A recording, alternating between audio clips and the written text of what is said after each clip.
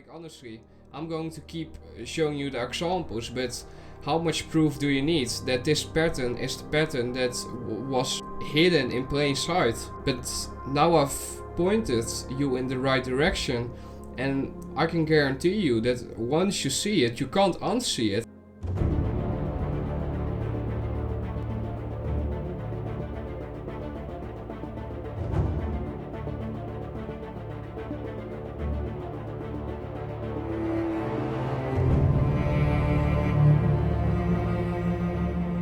Hey guys, it's me, Zeus, and in today's video I'm going to tell you guys the hidden secret of the ICT 2022 mentorship.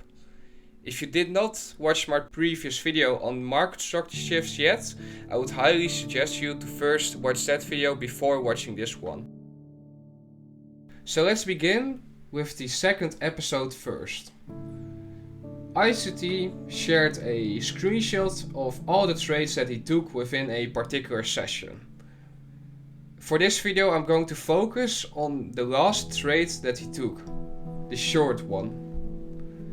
If we dive into the chart example that he showed, we can see that the pattern appeared and that this was his short confirmation. You might be wondering, what is the pattern?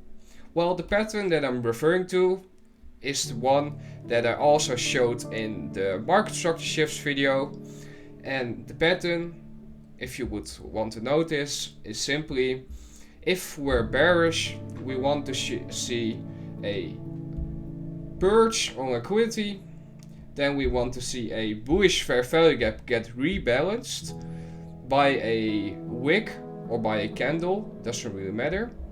And then we want to see that candle or wick, which is called an intermediate term low, get broken by a fair value gap. And that's our short confirmation on our demo accounts. If we zoom into the 10-15 mark, we can see that sell stops have been raided. There is a bullish narrative in play. We can see that the fair value gap breaks an intermediate term high. What was his long opportunity? He longed the fair value gap. If we dive into the fourth episode, we can see the same pattern repeat again. We saw a intermediate term low get broken. What does the market do? It returns back to the fair value gap that got created while the intermediate term low got broken, and then the market sells off. Notice that these chart examples are not all on the same time frame.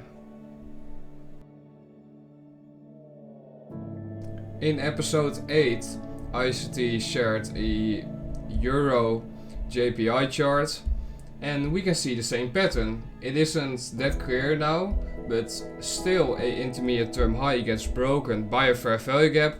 What does the market do? It returns back to that fair value gap before going higher.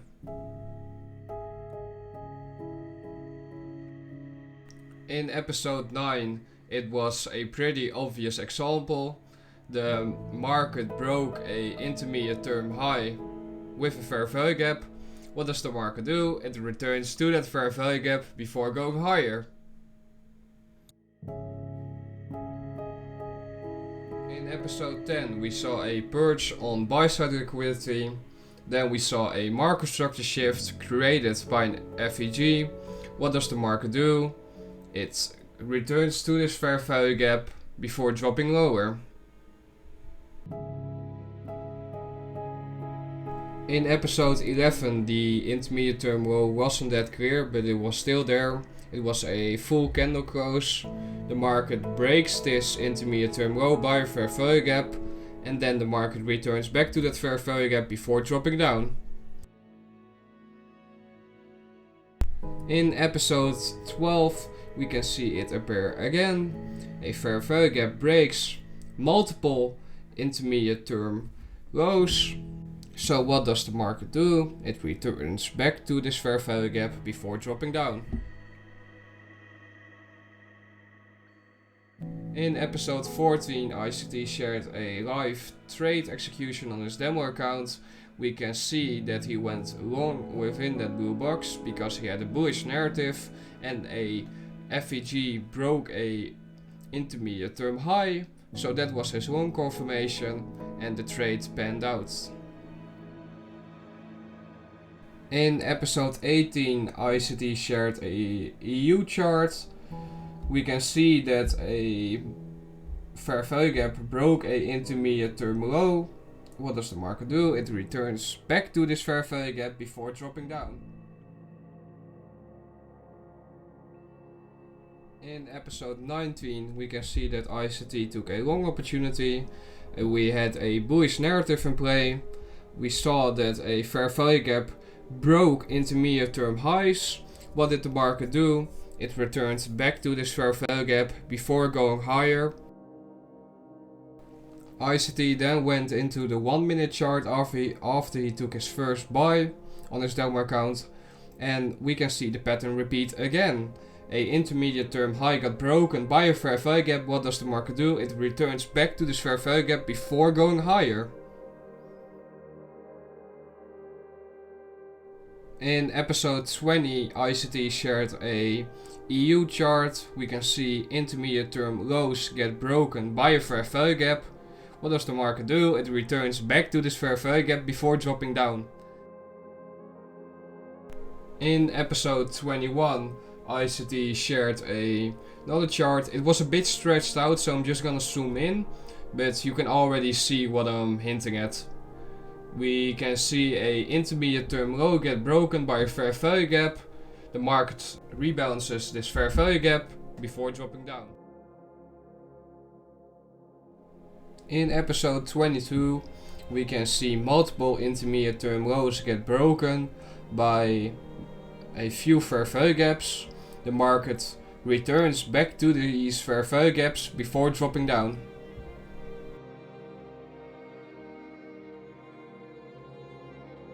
In episode 27, the market returns into a higher time frame POI, a fair value gap.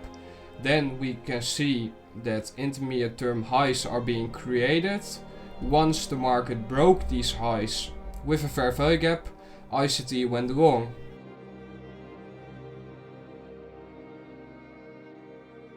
In episode 34, it seems like the chart was pretty choppy, but in reality it wasn't. We can see a intermediate term high get broken. I'm going to zoom in for you. By a fair value gap.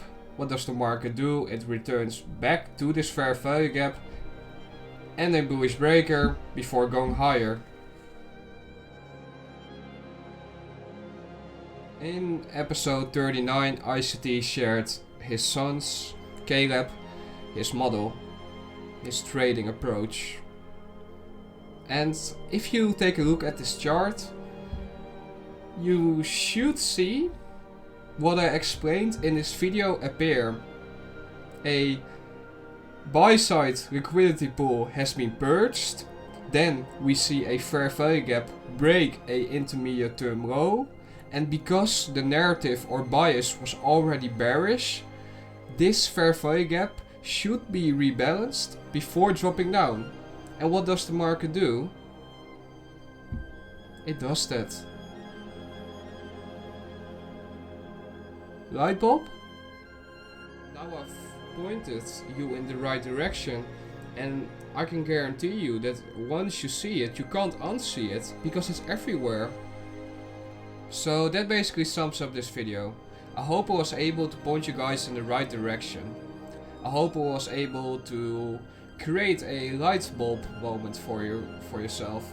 Because honestly, once I saw this pattern repeat over and over again, once I rewatched the whole 2022 mentorship and I saw ICT not talk about it, but still point to it, I was shocked. I was honestly, it was a game changer in my understanding of how the algo delivers price. Now it's up to you to go into old market data to see if that's what I'm pointing at is actually appearing in the live charts. If you guys liked this video, I would highly appreciate it if you could leave a like or a comment. All the feedback is appreciated, even negative feedback, because that helps me grow and learn. I wish you all a great day and good luck in your development. Peace out!